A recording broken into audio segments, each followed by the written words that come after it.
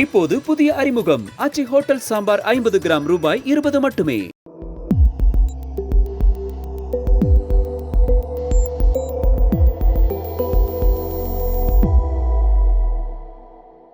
தமிழ் தடம் நேயர்களுக்கு வணக்கம். நம்மோடு உரையாட ஊடகவியலாளர் திரு கேப்ரியல் இணைந்திருக்காங்க. வாங்க பேசலாம். அதற்கு முன்பாக சப்ஸ்கிரைப் பண்ணா வீடியோ பார்த்துட்டு இருந்தீங்க அப்படின்னா சப்ஸ்கிரைப் பண்ணிடுங்க.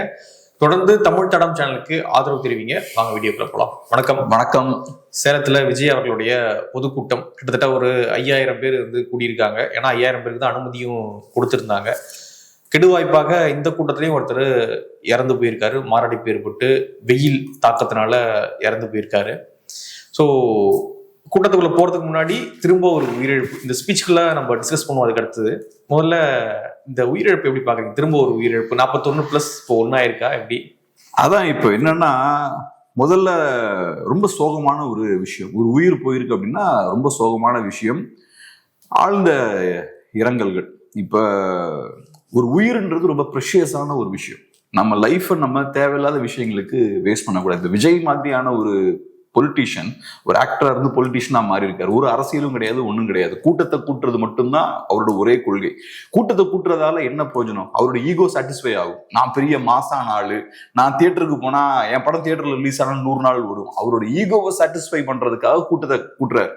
கரூர்லயும் அப்படிதான். அவரோட ஈகோவை சாட்டிஸ்ஃபை பண்றதுக்காக அந்த கூட்டத்தெல்லாம் கூட்டுறது.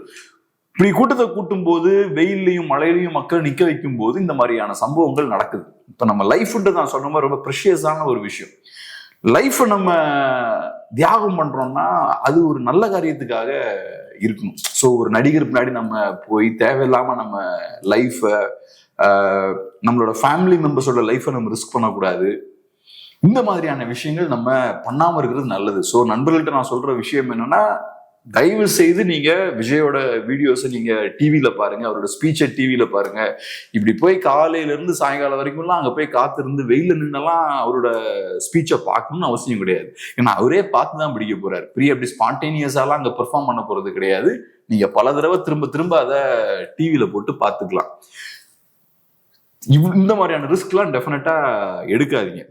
ரெண்டாவது, இந்த ஸ்பீச்சை பொறுத்தளவுல 2 விஷயம். ஒண்ணு, அரசியல் இருக்கு, சீரியஸான ஒரு அரசியல் இருக்கு. டிவிக்கே குறிப்பா கொங்கு பகுதியை அதிகமா ஃபோக்கஸ் பண்றாங்க. ஏன் கொங்கு பகுதியை ஃபோக்கஸ் பண்றாங்க, அதுக்கு பின்னாடி என்ன ஸ்ட்ராட்டஜி இருக்கு அப்படின்றத பேசுவோம். ரெண்டாவது, செகண்ட் விஜயோட ஸ்பீச். ஒவ்வொரு தடவையும் அவரு பேசுறாரு.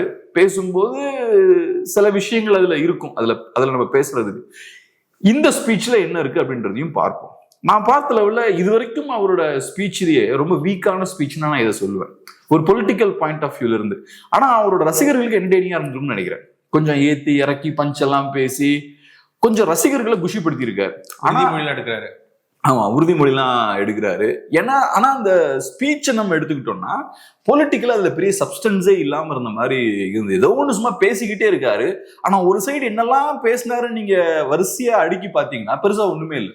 ஃபர்ஸ்ட் அவரு சொல்ற விஷயம் என்னன்னா, வீட்டை விட்டு நான் வெளியே வரமாட்டேங்கிறேன் அப்படின்ற மாதிரி சொல்றாங்க. என் வீடு எதுன்னு தெரியுமா, என் வீடு தமிழ்நாடு தான் அப்படின்ற மாதிரி பேசுறாரு. அதுல ஒரு 1.5 நிமிஷம் ஓட்டுறாரு. அப்புறம் நான் இங்க நீதி கேட்டு வந்திருக்கேன், உங்ககிட்ட தான் நான் நீதி கேட்க முடியும், எனக்கு பெர்மிஷனே கொடுக்க மாட்டேங்கிறாங்க, எல்லாரும் கொடுக்குறாங்க அப்படின்ற மாதிரி ஆவேசப்படுறாரு.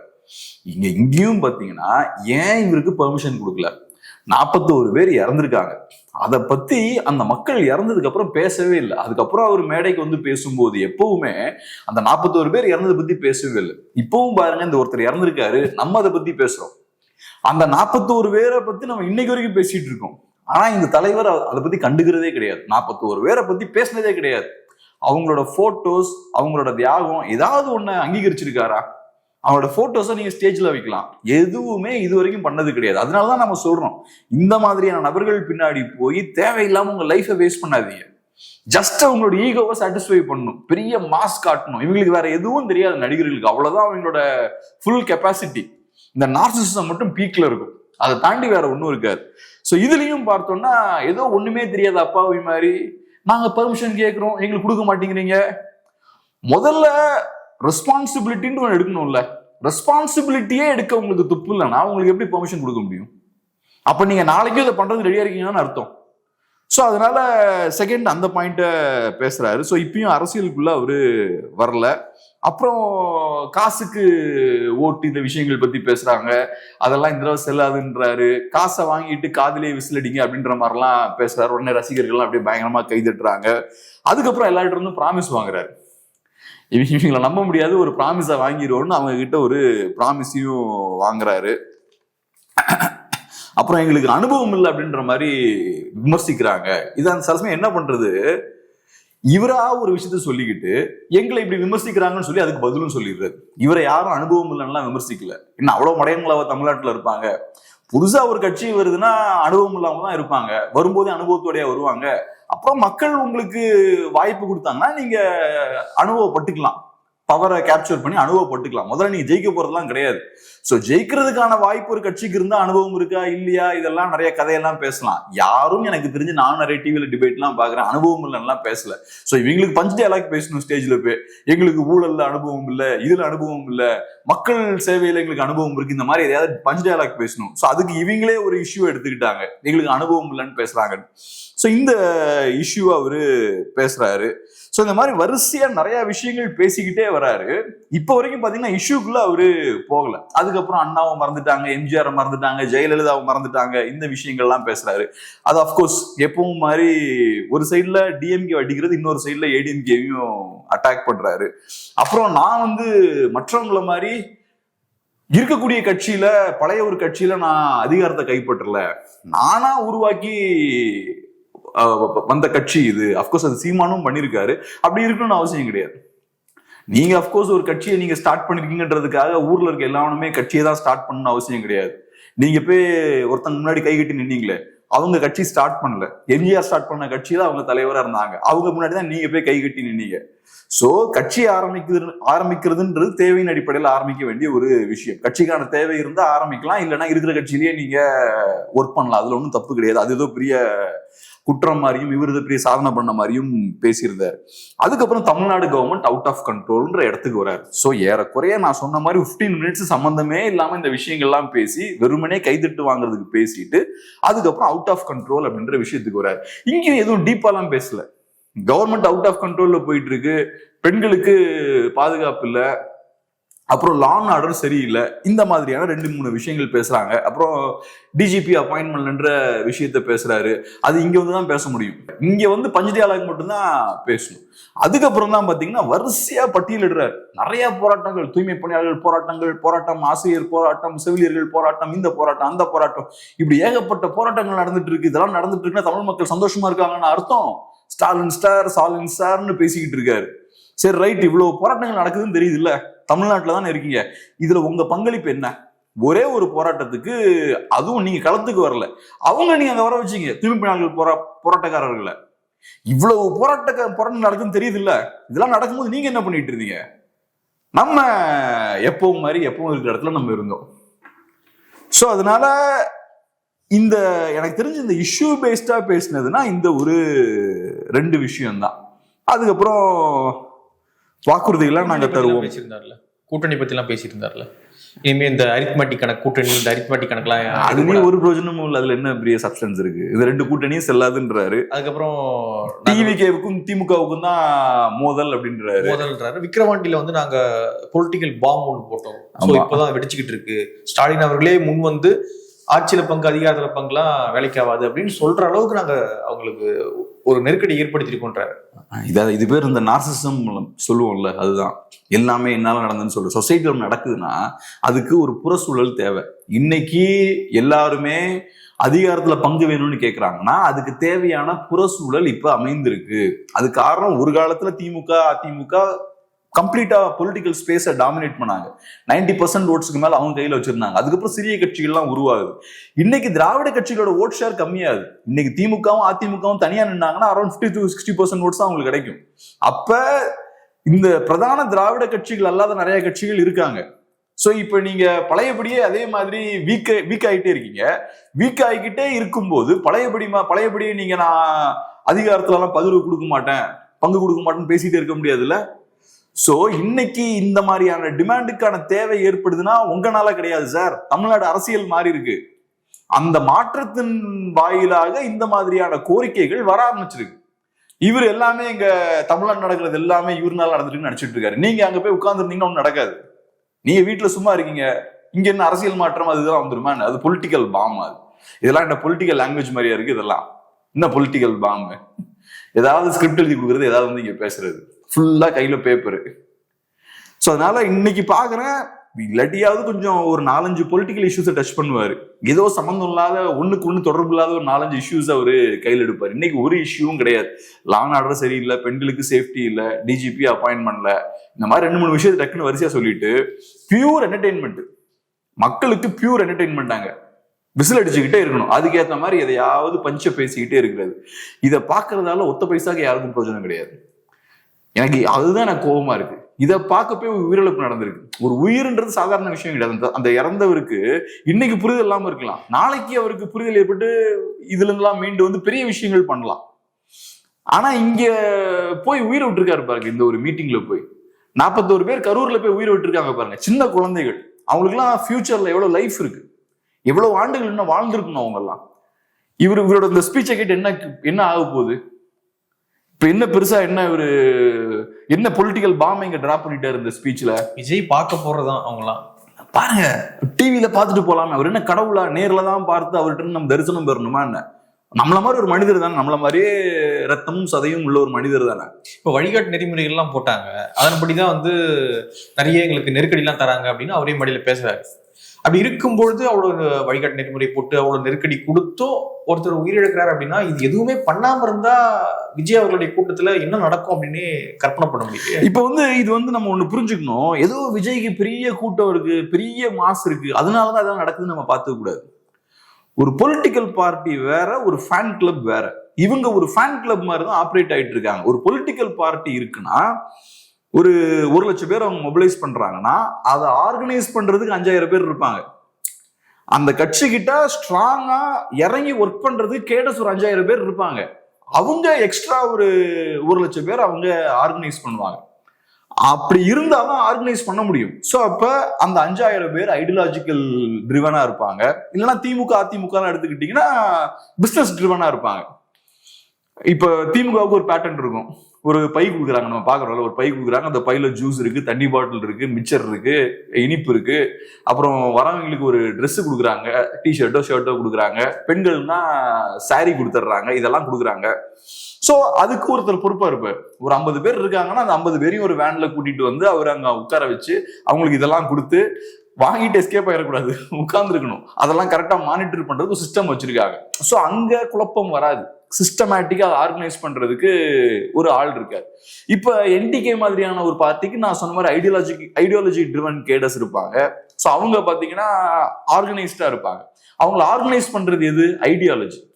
இப்ப நமக்கு ஒரு ஐடியாலஜி என்ன, ஒரு இலக்கு என்னன்றது நமக்கு இருக்கணும்ல. ஐடியாலஜி இருந்தா தமிழ் தேசியத்துக்கு ஒரு இலக்கு இருக்கும். இப்ப நமக்கு ஒரு 6 பேக் வேணும்ன்ற இலக்கு இருந்தா நம்ம என்ன பண்ணுவோம்? டிசிப்ளின்டா ஒர்க் பண்ணுவோம். காலையில 6 மணிக்கு எந்திரிப்பேன், அப்புறம் அந்த அதுக்கேற்ற டயட், அதுக்கேற்ற ரொட்டீன், அதுக்கேற்ற எக்ஸசைஸ் இதெல்லாம் பண்ண ஆரம்பிப்பேன். எனக்கு இலக்கு இல்லைன்னா டிசிப்ளினே இருக்காது, எனக்கு பிடிச்சதெல்லாம் நான் பண்ணுவேன். ஸோ இப்போ ஐடியாலஜி ட்ரிவன் கேடர்ஸா இருக்காங்கன்னா அவங்களுக்கு ஒரு டிசிப்ளின் இருக்கும், ஒரு இலக்கு இருக்கும். ஸோ இந்த மீட்டிங் நல்லா நடக்கணும்னா என்னெல்லாம் பண்ணணும்? நமக்குள்ள ஒரு கோஆர்டினேஷன் வேணும். தலைவரை பார்க்கறது என்னோட விருப்பம், என்னோட ஆசையா இருக்கலாம். ஆனா இந்த மீட்டிங் நல்லா நடக்கணும், அதுக்கு என்னெல்லாம் பண்ணணும், எனக்கு ஒரு பொறுப்பு இருக்கு. ஸோ அப்ப மேல ஒருத்தர் இருப்பாரு, கீழே ஒரு 4 பேர் இருப்பாங்க, அது கீழே ஒரு 100 பேர் இருப்பாங்க. ஒரு கமாண்ட் ஸ்ட்ரக்சர் இருக்கும். ஈவெண்ட்டா கரெக்டா ஆர்கனைஸ் பண்ணுவாங்க. இங்க சிக்கல்னா அந்த கமாண்ட் ஸ்ட்ரக்சர்லாம் எதுவுமே கிடையாது. விஜயை மட்டும் பாதுகாக்கிறது ஒரு 20 பேர் இருக்காங்க. சுத்தி நீ என்னன்னாலும் பண்ணிக்க, அதை பத்தி எனக்கு கவலையே இல்லை. ஒரு 1000கணக்கான பேர் வராங்க, அவங்களை கண்ட்ரோல் பண்றதுக்கு எந்த மெக்கானிசமும் இங்க கிடையாது. இவங்க ரசிகர்களை வச்சு இவரு ஒரு கமாண்ட் ஸ்ட்ரக்சரையும் உருவாக்க முடியாது. இப்ப ரசிகர்கள் எல்லாம் கூப்பிட்டு நம்ம ஒரு தொண்டர் படையை உருவாக்கிடுவோம், இந்த கூட்டத்தை ஆர்கனைஸ் பண்றதுக்கு நீங்க உருவாக்குனீங்கன்னா விஜய் வழியே வந்து அந்த தொண்டர் படையே விஜயை தூக்கிடும். ஏன்னா அந்த தொண்டர் படையும் விஜயோட ரசிகர்களா இருப்பாங்க அந்த கட்சியில, அவங்க விஜய் மேல பாஞ்சிருவாங்க. சோ அப்ப விஜய்க்கு இவங்க வேலையை நம்பிக்கை கிடையாது. வெளியிருந்து பவுன்சர்ஸை கூப்பிட்டு வராரு, ஏன்னா இவங்களை நம்பி விட முடியாது வேலையை. இவங்கனாலதான் நமக்கு பிரச்சனை வரும்னு அவருக்கு நல்லாவே தெரியுது.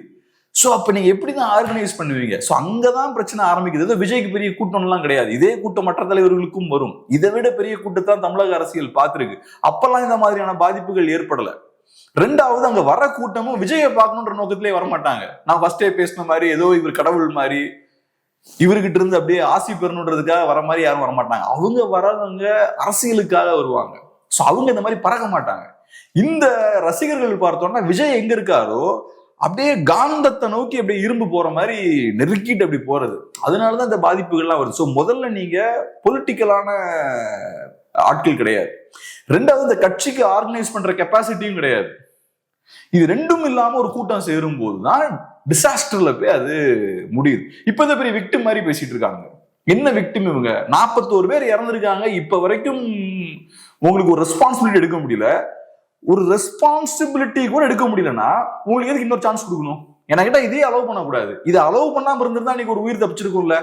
அப்ப இந்த ஈவெண்டால தமிழ்நாட்டுக்கு என்ன பிரயோஜனம்? ஒரு பிரயோஜனமும் கிடையாது. கரெக்டா எலெக்ஷன் முன்னாடி வந்து பேசிட்டு இருக்காரு. எவ்வளவு நேரம் பண்ணாரு அவரு? சோ இப்ப எலெக்ஷன்ல ஜெயிக்கணும், சம்பாதிக்கணும், அதானே அதிகாரம் வேணும். அதுக்காக இப்ப வந்திருக்கீங்க. இப்ப நம்ம இதுக்கு முன்னாடி நீங்க வந்தது கிடையாது. தமிழ்நாட்டுக்கான எந்த பிரச்சனைக்கும் நீங்க வெளியே வந்து குரல் கொடுத்ததே கிடையாது.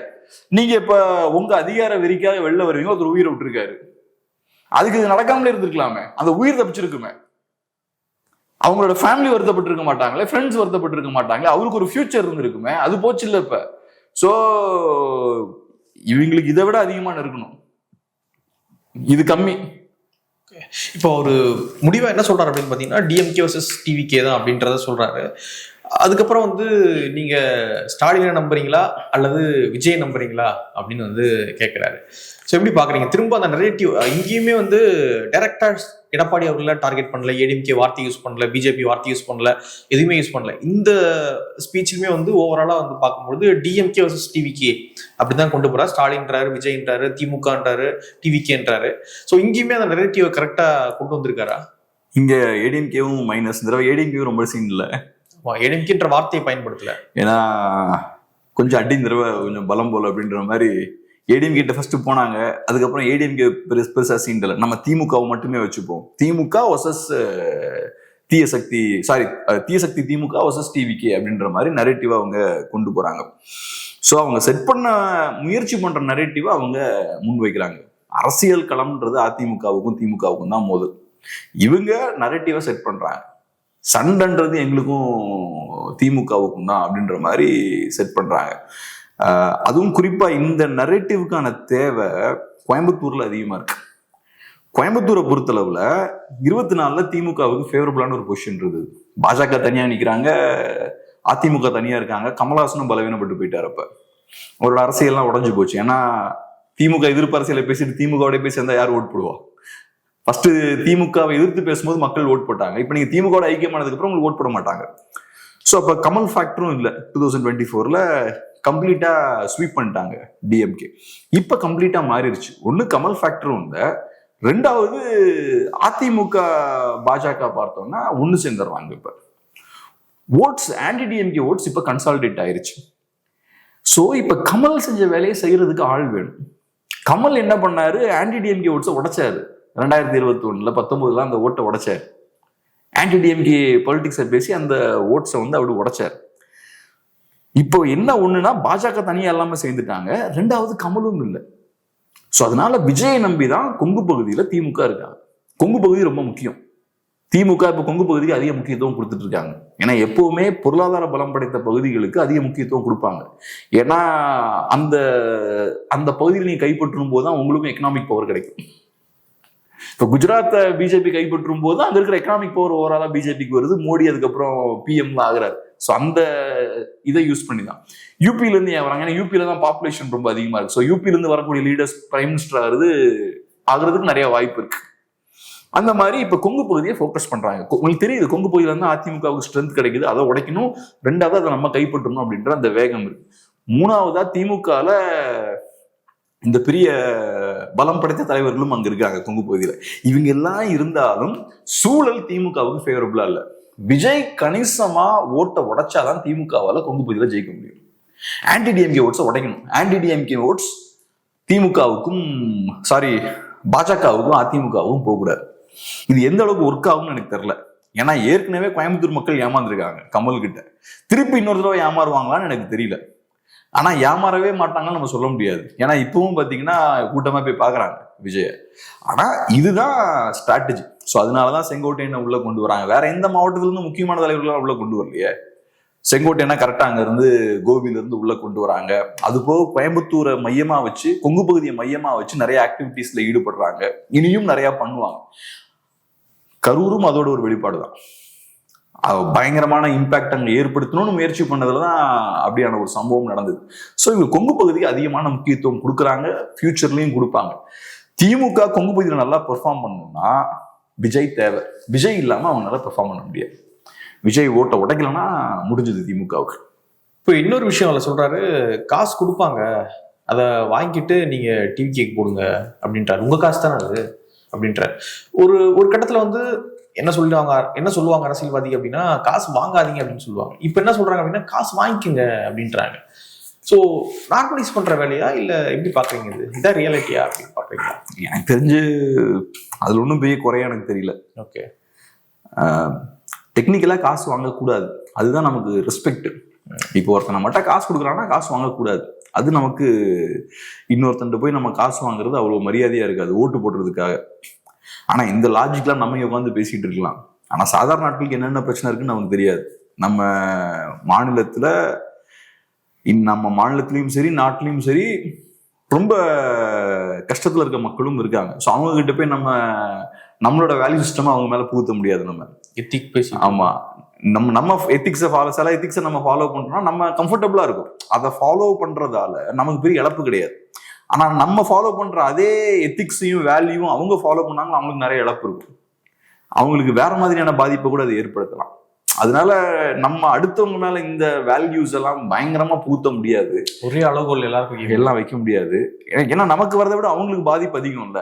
நம்ம சும்மா சொல்லிடலாம், நான் 5000 ரூபாய் வாங்கல பொங்கலுக்கு, நான் இந்த அரசியல்வாதிகள் கொடுத்த காசை நான் வாங்கல. அதனால ஏற்படக்கூடிய இழப்பு எல்லாத்துக்கும் ஒரே மாதிரி இருக்கு. அதுல ஒரு 50,000 ரூபாய் சம்பாதிக்கக்கூடியவன் அந்த 1000 ரூபாய் காசை வாங்காம இருக்கிறதுக்கும் 5000 ரூபாய் சம்பாதிக்கக்கூடியவன் 1000 ரூபாய் காசை வாங்காம இருக்கிறது வித்தியாசம் இருக்குல்ல. அந்த 5000 ரூபாய் சம்பளம் வாங்கக்கூடியவனுக்கு இன்னும் பெரிய பாதிப்பது ஏற்படுத்தும்ல. ஸோ அதனால நம்ம இருக்கிற இடத்துல இருந்துட்டு நம்ம எல்லாருக்கும் அட்வைஸ் பண்றது கரெக்டா இருக்காது. பட் என்னன்னா ஜென்ரலா பணக்காரர்களா இருக்காங்க அரசியல்வாதிகள். அது இப்ப டிவிக்கே பொருந்தும் தான் நினைக்கிறேன். டிவிக்கு இருந்து இவ்வளவு பணம் வருது. விஜய்ன்ற ஒரு நடிகரோட பணபலம்லாம் அது கிடையாது. அவர் சினிமாவில் நடிச்ச காசை இங்க போடுறாரு அப்படிலாம் அரசியல்லாம் பண்ண முடியாது. இன்னைக்கு எல்லாத்துக்கும் அவங்க பணம் செலவழிக்கிறாங்க. எங்க இருந்து வருது அவங்களுக்கு பணம்? ஸ்ட்ராட்டஜிஸ்டுங்களுக்கு செலவழிக்கிறாங்க. எங்க இருந்து வருது? நீங்க பாருங்க, இப்ப டிவியில பாத்தீங்கன்னா ஆரம்பிச்சிட்டானுங்க. நேஷனல் மீடியால இருந்து லோக்கல் மீடியால இருந்து எல்லாருமே காலையில இருந்து மியூசிக்கை போட ஆரம்பிச்சிட்டாங்க. இப்படிலாம் சும்மா மீடியா குட்டிக்காரன் அடிக்க மாட்டானுங்க. மீடியாவுக்கு செயல்படுறதுக்குன்னு ஒரு பேட்டர்ன் இருக்கு. அதை மீறி காலையில இருந்து பாட்டை போட்டு பல்க் அடிக்கிறாங்கன்னா ரைட்டு. இப்ப குரங்கு குட்டிக்காரன் அடிக்குதுன்னா என்ன பண்ணுவாங்க? காசு போட்டா தானே குரங்கு குட்டிக்காரன் அடிக்கும். அதே மாதிரிதான்.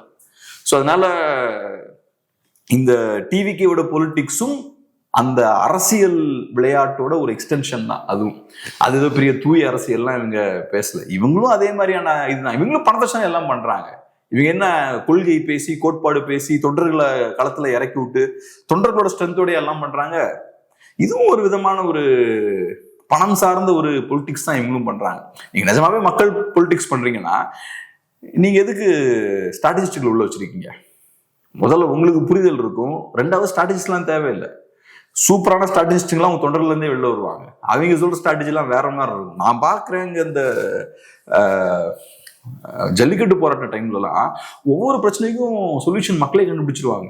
லைட் ஆஃப் பண்ணாங்கன்னா இவங்களே மொபைல் போன்ஸ்லாம் எடுப்பாங்க. பார்த்தா பயங்கரமான வேற ஒரு இம்பாக்டை ஏற்படுத்தும். லைட் ஆஃப் பண்ண எல்லாம் ஓடிடுவாங்க நினைச்சு லைட் ஆஃப் பண்ணா இவங்க எல்லாம் மொபைல் போனை எடுத்து வெளில கட்டுறாங்க. அது பார்த்தா விஷுவலா பயங்கரமா இருக்கு. ஸோ இவங்க என்னென்ன பிரச்சனைகள் கொடுக்குறாங்க எல்லாத்தையும் சொல்யூஷன் அவங்களே கண்டுபிடிச்சிருவாங்க. திடீர்னு பார்த்தா டாய்லெட்ஸ் எல்லாம் வரும். இந்த மொபைல் டாய்லெட்ஸ் எல்லாம் எங்க இருந்தோ கொண்டு வருவாங்க. அதுக்குள்ள அவங்களே ஆர்கனைஸ் ஆகுறாங்க. பெண்களுக்கு ஃபர்ஸ்ட் ப்ரையாரிட்டி கொடுக்குறாங்க. அந்த டைம்ல நான் ஒரு டிவி சேனல்ல ஒர்க் பண்ணிட்டு இருந்தேன். ஸோ ஈவினிங் ஆனா என்ன பண்ணுவேன், ஒரு 4-5 ஆகும்போது அங்க போய் உட்காந்துருவேன். ஏன்னா அந்த டைம்ல எனக்கு பீச்சுக்கு ரெகுலரா போற பழக்கம் உண்டு. ஸோ இந்த போராட்டம் நடக்கும்போது ரைட்டு இதோட சேர்ந்து அது மிக்ஸ் ஆயிருச்சு. போய் உட்கார்ந்து பார்த்தா இந்த மாதிரி அவங்களே ஆர்கனைஸ் ஆயிட்டு இருந்தாங்க. ஸோ உங்ககிட்ட மக்கள் படை இருந்ததுன்னா இருக்கக்கூடிய பிரச்சனைகளுக்கான தீர்வெல்லாம் அவங்களே கண்டுபிடிச்சிருவாங்க. ஸ்ட்ராட்டஜி டீம்ஸ்லாம் வேண்டாம். ஸோ அப்ப நீங்களே மணி ட்ரிவனா தான் இருக்கீங்க. இன்னைக்கு திமுக அதிமுகலாம் எதுக்கு ஸ்டாட்டிஸ்டிக்லாம் தேவைப்படுறாங்க? ஏன்னா அவங்க மக்கள் நம்பிலாம் கிடையாது, அதனால அவங்களுக்கு ஸ்டாட்டிஸ்டிக்கல் தேவைப்படுறாங்க. ஒழுங்கான ஒரு கட்சியா நீங்க இருந்தீங்கன்னா அதெல்லாம் தேவையே இல்லை. இப்ப பாக்குறேன் மீடியா இப்ப திரும்ப ஆரம்பிச்சாச்சு. விஜய்க்கு தேவையில்லாம ஹைப்பை கொடுத்து அவர் பாட்டுக்கு வராருன்னா வரட்டுமே, அது இதுக்கு காலையில இருந்தே லைவ் போட்டுக்கிட்டே இருக்காங்க. அங்க போய் அங்க இருக்கவங்க கிட்ட எல்லாம் போய் மைக்கை காட்டி பைட் எடுக்கிறாங்க. என்ன பெருசா பேசிட்டு போறாங்க அவங்ககிட்ட மைக் கொடுத்தீங்கன்னா? விஜய் பெரியவர், சூப்பர் ஸ்டார், ஆச்சு பூச்சுன்னு தான் பேச போறாங்க. இதை கேட்கறதால மக்களுக்கு ஏதாவது பிரயோஜனம் இருக்கா? ஒரு இங்கிலீஷ் சேனல் லைவ் போட்டிருக்காங்க, இவங்க தமிழ்ல பேசுறாங்க, என்ன பிரயோஜனம்னே தெரியல. அவங்க ஆனா லைவ் போட்டாச்சு, அவங்க ஏதோ பைட்லாம் எடுக்கிறாங்க. அப்ப இதுலயே புரிஞ்சுக்கலாம் நீங்க இவங்க எதுக்காக லைவ் போடுறாங்கன்னு. ஸோ அதனால இங்க மீடியா மேனேஜ்மெண்ட்லாம் நடக்குதுங்க. மீடியா பேக்கேஜஸ் எல்லாம் சொல்லுவாங்க, மார்க்கெட்டிங் டீம்லாம் பேசினா அவங்க சொல்லுவாங்க இது எப்படி ஃபங்க்ஷன் ஆகும்னு. ஸோ அதனால இப்ப திரும்பவும் பாத்தீங்கன்னா பொறுப்பே இல்லாம மீடியா விஜயை திரும்பவும் ஹைப் கொடுத்து ஏற்றி விட்டுட்டு இருக்காங்க. இப்போ ஒருத்தர் இறந்துருக்காரு, தயவு செய்து ஃபியூச்சர்லயாவது புரிஞ்சுக்கோங்க. நான் சொன்ன மாதிரி இது கட்சியும் கிடையாது, விஜயோட ரசிகர்கள் பொலிட்டிக்கல் கேடஸும் கிடையாது. ஸோ இவங்க பாட்டுக்கு சகட்டு மேனிக்கு ஆர்கனைஸ் ஆகாம கூட்டினாங்கன்னா பிரச்சனைகள் ஏற்பட்டுரும். அதனால தயவு செய்து தேவையில்லாத ஹைப்பை இவருக்கு கொடுக்க வேண்டாம். இவருக்கு கூட்டம் கூட்டணுன்ற ஒரு வெறி இருக்கு, அது ஒரு கிறுக்கு, அது ஒரு ஒரு விதமான ஒரு போதை. ஆமா, ஒரு போதை. அந்த மாதிரியான ஒரு போதை அவருக்கு இருக்கு. கூட்டத்தை கூட்டணும், மாச காட்டணும்னு. அதுக்கு நீங்க நம்ம போய் சாக முடியுமா? நம்மளோட நண்பர்களா இருக்கலாம், உறவினர்களா இருக்கலாம், அவங்கள போய் சாக விட முடியுமா? ஸோ அதனால கொஞ்சம் சென்சிபிளா எல்லாம் செயல்படுங்க. இப்போ உங்களோட ஃபேமிலியில யங்ஸ்டர்ஸ் இருப்பாங்க, போயே தீர்வு நடமுடிப்பாங்க, அவங்களுக்கு தெரியாது. அவங்கள கொஞ்சம் கண்ட்ரோல்ல வைங்க, அது ரொம்ப அவசியம். நிறைய விஷயங்களை போட்டு பகிர்ந்துட்டீங்க. நன்றி.